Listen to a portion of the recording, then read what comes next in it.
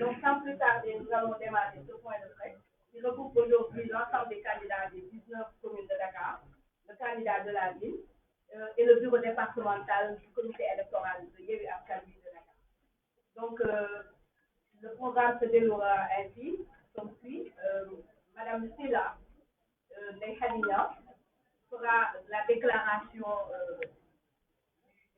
en fait, transmettra la déclaration du département. Monsieur Abbas Fall plutôt, répondra aux questions en français. Monsieur le maire Cheikh fera un résumé de la déclaration Wolof et répondra bien sûr aux questions Wolof. Voilà, ça se passera comme ça et on permettra bien sûr à notre candidat, tête de liste de la ville, de bien sûr faire un mot de remerciement à l'endroit de l'assistance. Merci. Alors, mesdames et messieurs les journalistes, nous vous remercions d'être venus couvrir cet événement. Mesdames et messieurs les futurs maires du département de Dakar, mesdames et messieurs les membres du bureau de coordination du département de Dakar, mesdames et messieurs les membres de la coalition Yewwi Askan Wi. Je vais vous lire la déclaration liminaire du département de Dakar. La convocation à comparaître de Barthélémy Diaz ce mercredi 10 novembre 2021 devant la 3e chambre correctionnelle de la Cour d'appel de Dakar s'inscrit dans la logique de harcèlement judiciaire auquel Macky Sall se livre contre ses opposants à la veille de chaque compétition électorale. Le contexte et le timing choisis ne laissent aucun doute sur les soubassements politiques de cette convocation. La vague déferlante de sympathie et d'adhésion qui a accueilli la naissance de Yewwi Askan Wi et le choix porté sur Barthélémy Diaz, son candidat de la coalition dans la ville de Dakar, ont fini d'installer le désarroi et la panique dans les plus hautes sphères du pouvoir. La psychose de la déroute électorale au soir du 23 janvier 2022 transparaît dans les moindres faits des déclarations des tenants du pouvoir. Toutes les conditions politiques sont aujourd'hui réunies pour un plébiscite de la coalition Yewwi Askan Wi à Dakar. C'est fort de ce constat que Macky Sall et ses partisans cherchent, avec cynisme et lâcheté, à se servir de l'appareil judiciaire comme instrument politique pour écarter de façon injuste et arbitraire le candidat de Yewwi Askan Wi à Dakar des prochaines élections municipales. Yewwi Askan Wi Dakar annonce aux populations de la capitale, au peuple sénégalais et à la face du monde qui se donnera les moyens de défendre à tout prix les candidats qui s'est librement et souverainement choisis dans les 19 communes et à la ville de Dakar. En conséquence, la participation de Barthélémy Diaz aux élections municipales du 23 janvier 2022 ne fera l'objet d'aucun compromis ni marchandage. Yewwi Askan Wi Dakar appelle les Dakarois et au-delà, tous les Sénégalais attachés à la justice et à la démocratie à se rendre massivement au palais de justice ce mercredi pour dire non au harcèlement judiciaire contre Barthélémy Diaz. Yewwi Askan Wi Dakar rappelle à l'opinion publique nationale et internationale qu'en 2019, Macky Sall s'est substitué au Conseil constitutionnel pour établir la liste des candidats à la présidentielle en instrumentalisant la justice et en appliquant de façon tendancieuse la loi sur le parrainage. Cette fois-ci, le coup ne passera pas. Dakar s'érigera en bouclier pour défendre son futur maire. À Dakar, le 9 novembre 2020.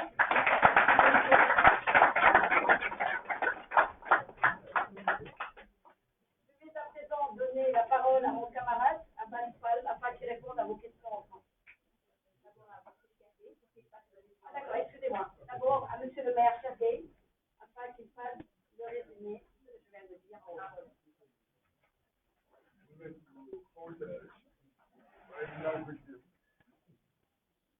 Now, we knew yesterday,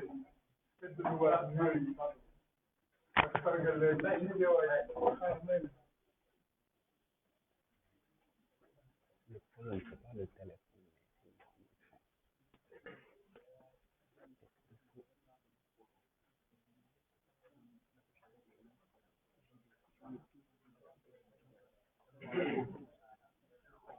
waaw te yeesalaat yooyu ak ngërëm bi seen teewaay yéen ñi nga xam ne ni ngi di ko jagleel aussi mboolem ñi nga xam ne Yewwi Askan Wi ak askanu Dakar ñoom la ñu tànn ñu nekk ay mbër ci gox-goxaat yi war a nekk maire ci gox-goxaat yi rawatina ci dëkk bi nga xam ne moom mooy Dakar di ko jàllale ba ci ñi nga xam ne ci Yewwi Askan Wi la ñu nekk ñoo fekk détail daje bi nag ñaara ko solo li ci jiitu mooy xamale waa Ndakaaru ak askanu Ndakaaru nan la Yewwi Askan Wi parce que ne jiital taxawal ci joŋante yi nga xam ne moom la ñu dëgmal ci ñaar fukki fan ak ñeent ci weeru janvier ci at mii ci waaye ki nga xam ne moom la Yewwi Askan Wi tànn mu war a nekk maire Ndakaaru li ci topp mooy li nga xam ni mi ngi rumbalaat fan yi génn yëpp du woo bi nga xam ne moom la ñu woo ci Yewwi Askan Wi tànn def ko muy candidat war a nekk maire Dakar muy suñu xarit suñu àndandoo suñu doomu ndey parti bi bu war a wuy ji nag dina ko wuy ji boobu ngay wuy ji doo fa seet doo fa wét loolu tax bi ñu dajee tey ñu ni Yewwi Askan Wi mi ngi xamal askan wi élection yi ñu dëgmal daañ ci dugg daañ ci bokk daañ ci joŋante bu soobee yàlla ndam ni daañ ko am li nga xam ne nag mi ngi raam ci dëkk bu boobaa léegi gis ngeen ko gis nañu ñëpp dégg nañu saa yu jamonte amee Macky Sall ki ñooñu dañuy wut ay pexe ba tànn ñuy joŋanteel wala tànn ñoo xam dañ leen di éliminer duñu bokk ci joŋante wala jaay nag dafa ñu lu ëpp tuut te nit ki bu mënul ni suul la ñu wiccax ay loxo li nga xam ne nag moom mooy raam ba ci ñaag bi di jëm loolu la ñu bëgg waxtaane suñu candidat bi nga xam ne mooy Barthélémy Dias te ñi fi ñëw yëpp ñëw fi ndaxte seen frère la seen mag la seen càmmiñ la waaye suñu collègue maire la suñu candidat Yewwi Askan Wi la loolu la ñu ni duñ ko nangu tey duñ ko nangu suba duñu nangu benn yoon ñu ñuy xub mbaa ñu ñuy tiital ndax joŋante yi ñuy jëm ndax biiru bi nga xam ne ni Yewwi Askan Wi tànn na Barthélémy Dias bu nekk candidat Yewwi Askan Wi ci mairie Dakar ñi nga ko nguur gi tey ñu ngi mel ni ñu jëf ci seen i kaddu ci seen i defin ci seen i waxul te leneen ko teg ñoo ko teg seen bopp ndax lu ñuy yaafus loo xam ni la ñu waroon def wala nañu waroon taxawee taxawuñu ba ñun ñi nga xam ni lu ñu sabab mooy soppi Ndakaaru soppi xarkanamu Ndakaaru liggéeyaat Ndakaaru bees nit ñi am jàmm jàngi mi bënn wér-gu-yaram bënn loolu moo ñu tax a jóg ñu ni loolu bu ñu amee fu ñu koy waxee wala fu ñu koy joxee nañ dem fooy leen joxee waaye du fii ba loolu moo tax ñu ni candidat yi nga xam ne tànn nañ leen ci gox xaat bi muy fukk ak juróom-ñeent ak candidat bi nga xam ne moom lañ tànn ci biir Dakar dara mënul tey bu soobee yàlla ñu nekk candidat te gañe ndax yàlla na ko yàlla def li nga xam ne nag ñu ngi koy jéem bu yóbboo ñu teg ko ci suuf ndax li ñuy topp Barthélémy Dias du dara dégg ngeen ni sax borom réew mi ci ay kàddu ay jamono mu ne am na dossier yu bari daf koo teg ci conco waaye dossier bi xaar da koo tegul ci conco ci ay baaraamam loxo dox ba jébbal ko justice bi sama xel di dem ci kilifa bu mag ñu ko daan wooye kii Niass borom wal fadi Sidi Lamine Niass daan na wax solstice tey jii la baatam bi am solo li ñu gis solstice bi ndax mbir moo xam ni léegi mu am fukki at ak benn bis bu nag ñu yëngoo bés bu nag ñu yëkkati ko loolu dañuy dafa doy dafa dal ba muy am ki nga xam ne tey jii moom ngeen ko léegi moo soloon ay dàllam dem ci këram di ko masawu di jaale ki nga xam ne ñàkk na ko bakk ba jàpp sax ni bu ñu amee kenn ku ñuy topp état wu Sénégal la ñu war a topp ndax police boo waroon taxaw àtte moo yàqu seetaan ba li am nit ki nag duñ la topp fagaagal la di tëddin laaj ni yàlla rek la war a am na la waroon am na keroog bu mu amee moom ci boppam ak ñooñam ñoo dem fekk ko fu mu taw ñëw def ko seen candidat bu nekk député bu boobaa léegi ñu ànd ak moom waaye jiiru bu mu yëkkatee kàddoom bu mag bi ñëpp dégg ko ni man du ma combine bëri du ma def yëf fi tuune du ma def yëf yi yëpp yoo xam dañ ma koy xeebe dañ ko sonnal saa yu jotee ñu yëkkati mbir mi naan kaay wuy dégg nañ ko démb ci conférence de presse bu wax lam ci wax yëpp jawete ñu ci delu lii wër te wóor mooy askan wi Bilal moo am candidat bi gën a rafet bi gën a taaru bi gën a nekk xale yu góor bi gën a réalisé bi gën a jot ku am candidat wu mel noonu ko Barthélémy Dias du candidat Yewwi Askan Wi rek candidat wu askan wi la candidat wu Ndakaaru la candidat wu Sénégal yi ci biir Sénégal ak ci biti moo tax yàlla ko yàlla la fa jot yàlla yàlla yàggal taxawaayam moo tax ñu leen di woo yéen ñëpp ëllëg incha allah ca tribunal ba ku ñu fa bëcc ni ma ku ñu fa dëgg ni mas nañu wuy ji nañu ànd ak moom wuy ji moom la ñuy woo waaye ñun la ñuy woo woowuñu Barthélémy Dias démocratie la ñuy woo woowuñu Barthélémy Dias Sénégal la ñuy woo woowuñu Barthélémy Dias Ndakaaru la ñuy woo woowuñu Barthélémy Dias Yewwi Askan Wi la ñuy woo ñun ñëpp nag nañu waajal dem wuy ji taxaw tam te xam ne li ñu moom ñoo koy jël suñu bopp asalaamaaleykum wa rahmatullahi wa barakatuh.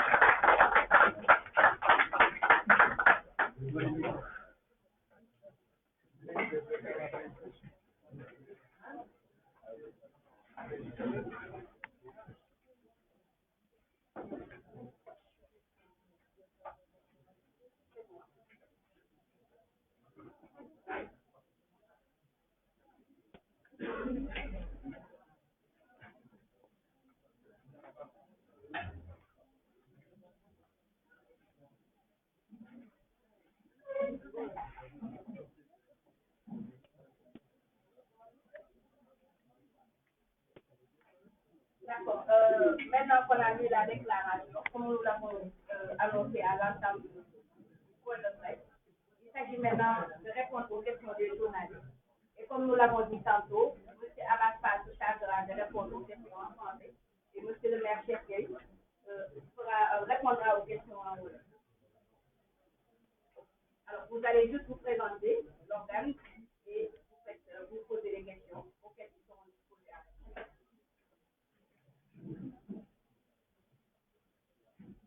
Donc, il n'y en a pas, c'est bon. Pas de question. Oui.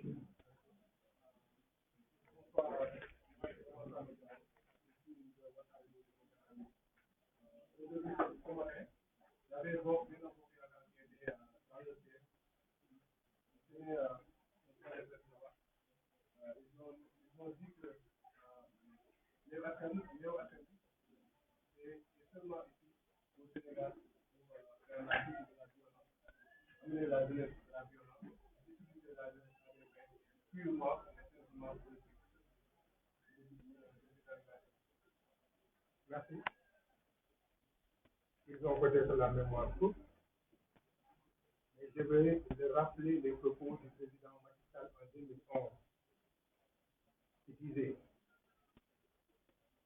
demandez aux jeunes de descendre dans la rue. Il disait lui-même que le combat, c'est dans la rue. C'est Macky Sall qui disait ça en 2011. J'espère que vous ne l'avez pas oublié. C'est Macky Sall lui-même qui disait il faut aller au palais déloger le président Abdoulaye Wade. Ça, c'est près dans nos mémoires. C'était en 2011. C'est Macky Sall qui disait encore une fois qu'il va réduire l'opposition à sa plus simple expression. Ça aussi, c'est près dans nos mémoires. Donc, s'il y a quelqu'un qui a la culture de la violence, c'est bien le président Macky Sall. Donc, nous n'avons aucune leçon, quand même, à recevoir de ces troubadours qui ne sont là que pour faire plaisir aux maires. Nous rappelons ceci aux Sénégalais, que nous avons toujours été patients vis-à-vis du pouvoir de Macky Sall. Nous lui avons donné ce pays-là, au moment où nous lui donnions ce pays du sang à couler, au nom de la démocratie. Nous n'accepterons pas qu'aujourd'hui, qu'il sache qu'il est en train de perdre le pouvoir, qu'il utilise ce qu'il considère comme une force, et que je relativise, parce que la force appartient au peuple sénégalais, pour éliminer des candidats et penser rester éternellement au pouvoir. Nous ne l'accepterons pas. Donc, nous sommes là. Nous voulons paisiblement demain accompagner notre candidat au tribunal. Et nous allons le faire de la façon la plus pacifique, parce que ce n'est pas interdit. Et nous comptons quitter le tribunal avec notre candidat pour rentrer paisiblement chez nous. Maintenant, ce que nous voulons aussi, c'est que ces élections-là se passent dans le calme, la sérénité et la transparence. Nous n'accepterons pas que par des subterfuges, que par des tentatives d'élimination des candidats et par des tentatives même d'élimination des listes, que Macky Sall, encore une fois, comme il a l'habitude de le faire depuis 2016, que Macky Sall, encore une fois, confisque le vote sénégalais. Nous ne l'accepterons pas.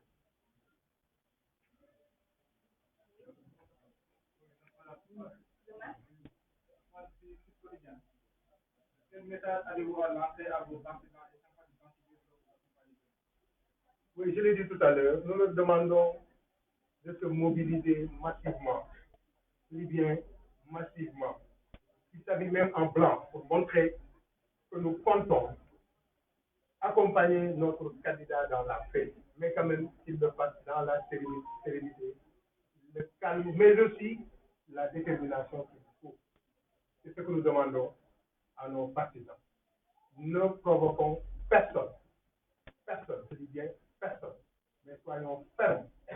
dans notre détermination à accompagner notre candidat et à gagner surtout ces élections au soir du 23 janvier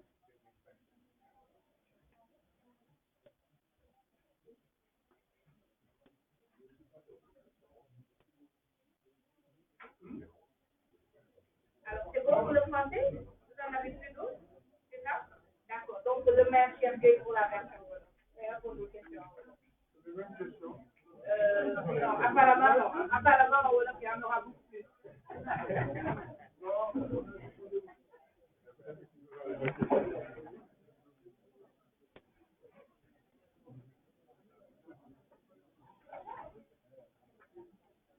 Je pense que Abdoulaye Wade,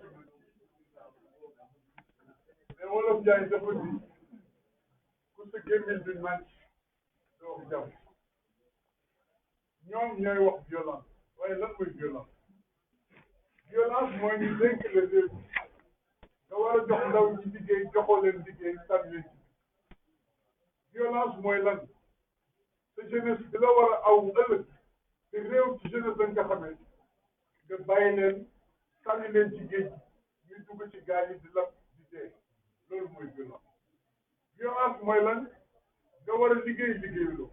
violence mooy lan nga war a fajuwuloo violence mooy lan nga war a jàngoo dañuy xoolal leen ndaw ci biir loolu mooy violence boo déggee ci amphithéâtre yi étudiants yi dañuy toog par juróom par fukk mel ni ay sàbbi loolu mooy violence yeewu askan wi du violence parce que dañ leen ngalaab parce que dañ leen yeew parce que dañ leen takk ñu bëgg dindi takk boobu moo tax ñu di yeewi askan ñun duñu violence ñun dañuy fekk lu violence nekk ñu wut alcool raay ko mu set loolu lu tax li ñu tax a jóg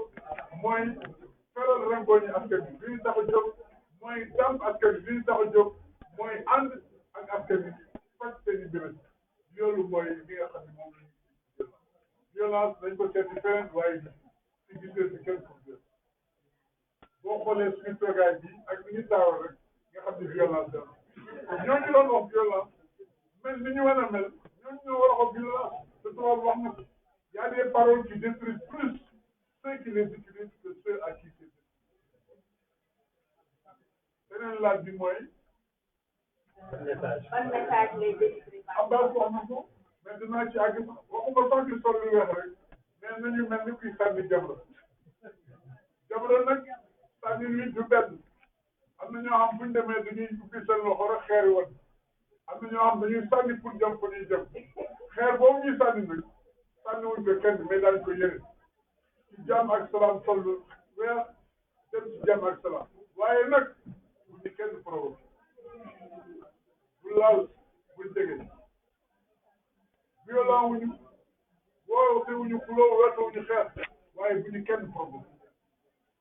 parce que yéen nañu ànd ci tey ànd ci jàmm dem gunge Barthélémy Dias ci jàmm ak salaam gunge waat ko ñibbi ci jàmm ak salaam dem ci askanu Dakar wax ak ñoom ngir incha allah dimanche 23 janvier ndam li yàlla may ñu jël ndam ci Dakar ak Sénégal yi. C'est bon pour les questions.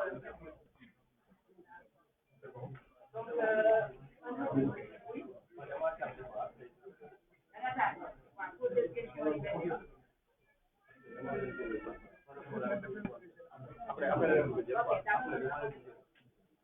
Maintenant, c'est au tour du maire, candidat de la ville de Dakar, Barthélémy Dias.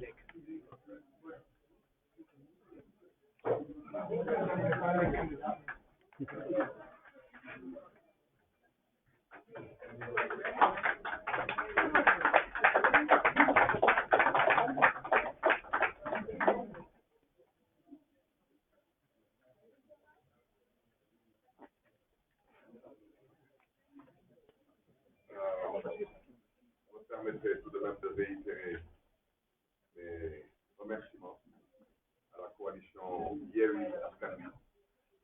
aujourd'hui particulièrement à la coalition Yewwi Askan Wi au niveau du département de Dakar, pour cette marque de solidarité, pour ce soutien indéfectible depuis les premières heures. Vous me permettez d'être très bref. Nous appelons à la mobilisation et nous appelons aussi à la résistance. Parce que ce qui se trame, nous le savons. Nous sommes dans ce pays à un niveau de responsabilité où nous sommes aussi assez bien informés. Et ces informations, nous étonnons, sont des informations assez fiables et crédibles. Ceux qui pensent qu'ils ont déjà liquidé les hommes politiques dans ce pays et qu'ils ont le droit, le devoir et la responsabilité de continuer cette sale besogne se trompent lourdement. Il semble que leur timing, c'est d'abord de passer par l'étape A, qui se dénomme Barthélémy Dias, en pensant que cette mobilisation du mois de mars est malheureusement escomptée. Ils se trompent aussi lourdement. Parce qu'ils pensent que s'ils réussissent leur coup avec M. Barthélémy Dias, ils sont convaincus qu'ils devront réussir leur coup avec M. Ousmane Sonko. Je le répète, il ne s'agit pas de M. Barthélémy Dias. Il ne s'agit pas de M. Ousmane. Il s'agit de la souveraineté du peuple sénégalais. Il s'agit de la dignité du peuple sénégalais. Il s'agit de la vitalité de la démocratie sénégalaise. Vous pourrez peut-être atteindre vos objectifs. Je dis bien peut-être, je ne le pense pas. Mais sachez que même si vous arrivez à éliminer d'autres adversaires politiques, vous n'aurez jamais gain de cause sur le peuple sénégalais. Jamais de la vie. Parce que ce peuple a de façon résolue décidé de marcher vers l'essentiel. Et l'essentiel, c'est le développement de ce pays. On ne peut pas parler de développement sans parler de démocratie. Je voudrais seulement attirer votre attention. Parce qu'il semble que certains d'entre eux, déterminés à ne pas partir vers une puissance défaite, ont décidé que même si par extraordinaire, ils n'arrivaient pas à faire leur sale besogne concernant Barthélémy Dias, ils pourraient éventuellement prétexter du contexte pour ne pas organiser des élections. Je m'adresse au président de la République, M. Macky Sall. Si vous le désirez, il y aura des élections le 23 janvier 2022. Et si vous ne le souhaitez pas, il y aura aussi des élections le 23 janvier 2022. Parce que si cela n'est pas le cas, c'est vous qui avez décidé, malheureusement, de façon unilatérale, d'abroger votre mandat. Cette façon de vouloir diriger ce pays, cette façon de vouloir se maintenir à la tête de ce pays, cette façon ne peut aucunement prospérer. Et je rappelle qu'il y a un de vos collègues journalistes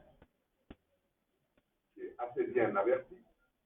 pour ne pas dire qui est peut-être dans le sein des saints, qui a eu à dire sur un plateau de télévision il y a quelques semaines de cela, que jusqu'à preuve du contraire, lui ne croit pas qu'il y aura des élections locales. Beaucoup de gens le critiquent, mais c'est quelqu'un que moi j'écoute religieusement, parce que je considère que l'information est capitale quand on se bat. Le président Macky Sall a des sondages. Nous avons les mêmes sondages. Les chancelleries ont les mêmes sondages. Il n'y a aucune possibilité, je le dis, je le répète avec force,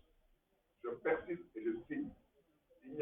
aucune possibilité pour que la coalition Yewwi Askan Wi perde les élections locales à Dakar. C'est impossible. Et le président il le sait, il en est conscient. Et c'est la raison pour laquelle il avait essayé de m'éliminer avec cette histoire de procès politique, mais en pensant que ce n'était peut-être pas la bonne option parce qu'il ne croyait pas que je décrocherais cette candidature. Mais tout le monde sait que le président Macky Sall s'est donné corps et âme pour se donner les moyens de nommer le maire de Dakar par décret présidentiel. Hier. Et ça n'a toujours pas marché, il a essayé de faire disparaître la ville. Ça n'a toujours rien donné. Aujourd'hui, le président Macky Sall cherche à m'éliminer par la voie judiciaire. À défaut, il cherche à mettre sur le dos de l'opposition le contexte qui va peut-être éventuellement être le prétexte qui lui permettra de dire qu'il ne peut pas aller vers des élections apaisées et qu'à ce titre, il y a la responsabilité de reporter ces élections. Nous ne l'accepterons pas. Donc, c'est ce que je voulais dire et inviter, réitérer mon appel particulièrement à cette jeunesse parce qu'il ne reste plus rien d'autre que de résister.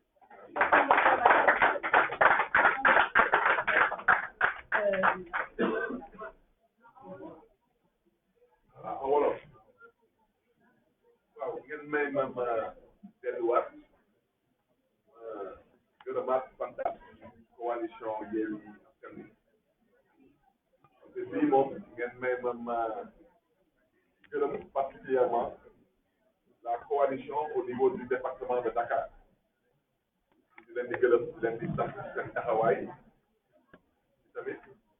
wax dëgg yàlla jàppale gi may jàppale ba bis bi tàmbale ba tey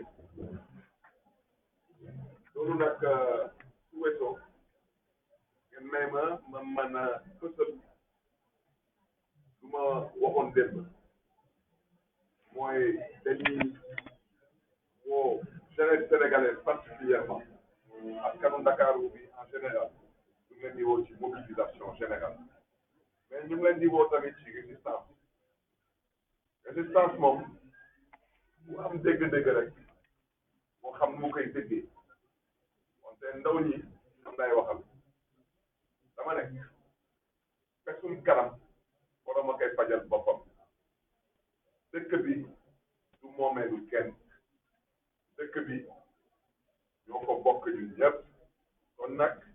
lu ñu namm ñun ñëpp ci réew mi mooy jàmm mooy salaam mooy tamit démocratie moo tax ñuy xeex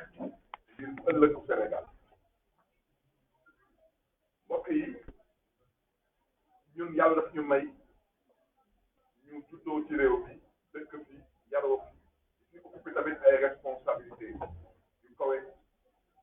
ci loolu nag yàlla may ñu tamit ñu mën a am accès à un minimum d'information parce que nag kuy xeex da ngay am information ma baat ci kaw résistance bu ñuy wootee dañ koy wootee ndax lu nguur gi nam ma def ci mbiru élection yi ñoom procès bi dañ jàppoon ni man du ma am candidature opposition pour mën a nekk candidat ñoom loolu lañu yaakaaroon moo tax procès bi sax ñu amoon sax jamono ñu xawoon ko teg ci suuf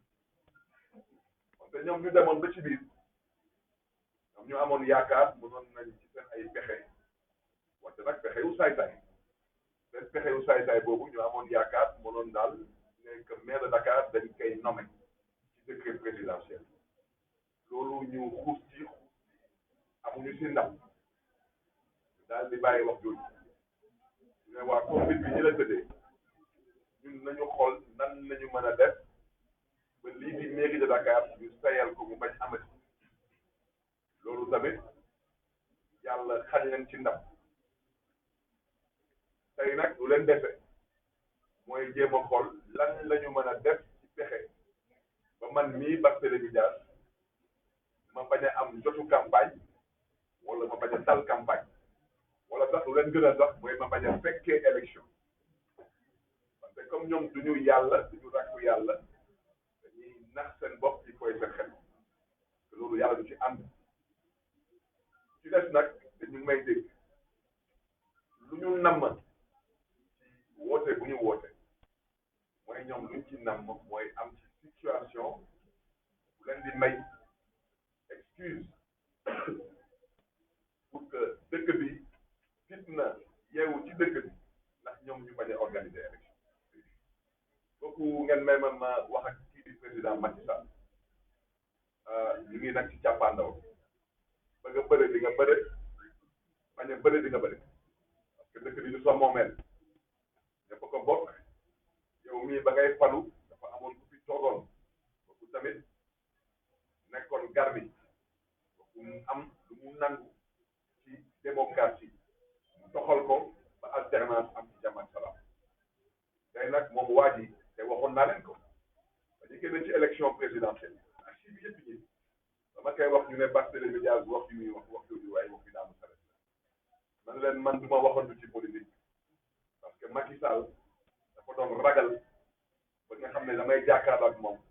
di xeex ak moom ma xam waa ji lu mu sañ a def ak lu mu sañul def lu mu ñeme ak lu mu ñeme ak lu mu ñeme ma waxoon leen fii ci politique ci 2009 ma ne leen kii waa ji lu mu nam ma def mooy toog ci réew mi juróomi at te du fi organiser benn élection ñu ne ma loolu mënul nekk ma leen kaay leen ñu def di ci kanam raw li bët waaw seetaan ndaxte ci ndaje seetaan ngeen ba ñu egg ci élection député namu ko organiser élection maire daf ko randal su nekkuloon mois de mars bi élection maire élection locale du am ci février excusez-moi ci 23 janvier 2022 du ko organiser mars bii moo tax moo organiser ko ndax lan bëgg a rek calmer la situation pour tous jot ngeen fi dégg benn journaliste tamit am maanaa ci dëkk bi parce que tamit day dugg fu nekk liggéey journaliste mais wuti information moom mu toog fii ci plateau télé yëkkati baatam mais ku leen neex wax leen ku mu neex na ko xas wante moom gëmul ne ni que élection dina am le 23 janvier 2020 te ma bëgg ngeen bàyyi ci xel moo tax ñuy wote ci résistance Macky Sall dina organiser élection parce que loolu mooy waru garab su ko organiser wee tamit lu mu namm ci élection yi mooy jëm ko randal ndax lan ndax bañ a ñàkk élection kooku tamit Macky Sall su ko defee daanaka ci gàttal moom mooy écourter son mandat kenn du ko fi nag kenn du fi interpellé kilifa diine kenn du fi interpellé kilifa aada ñoom ñëpp def nañ seen kees kàttan dox nañu lu ñu naroon dox wax nañu ak ñu naroon wax ci mooy lan dëkk bi il y a un irresponsable un inconscient qui dirige ce pays et qui pense qu'il a le droit de faire lu ko neex la preuve dugg na roppaana dem na noonu la baax na demal